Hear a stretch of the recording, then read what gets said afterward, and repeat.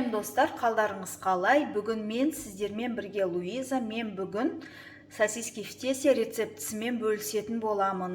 Видеоны соңына дейін көріңіз, ұнаса лайк басыңыз, пікір қалдырып, каналға жазылыңыз. Ал ендеше кеттік.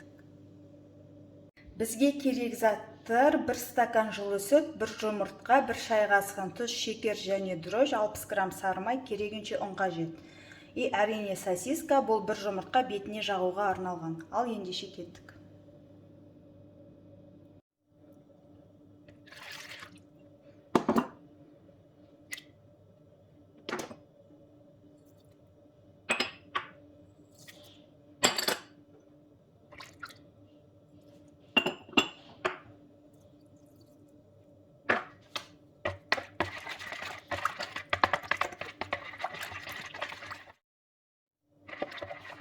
Ұнды салып, жұмсақ қамыр илейміз.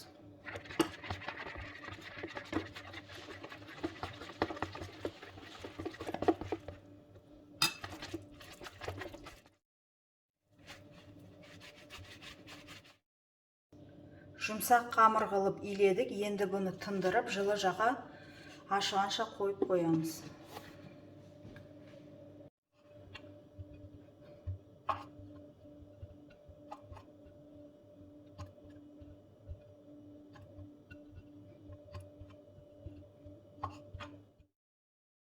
Bir сағаттай болды, қамырым ашыды.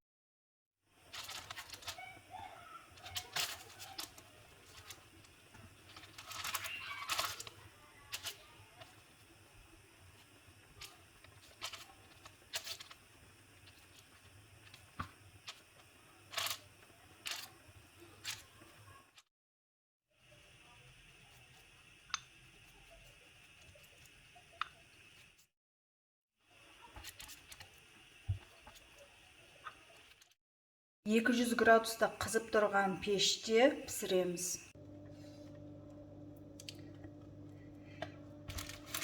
20 минутта пісті. Сізге ашып көрсетейін. Қамыры піскен, іші шикі емес, өте дәмді. Жасап көріңіз.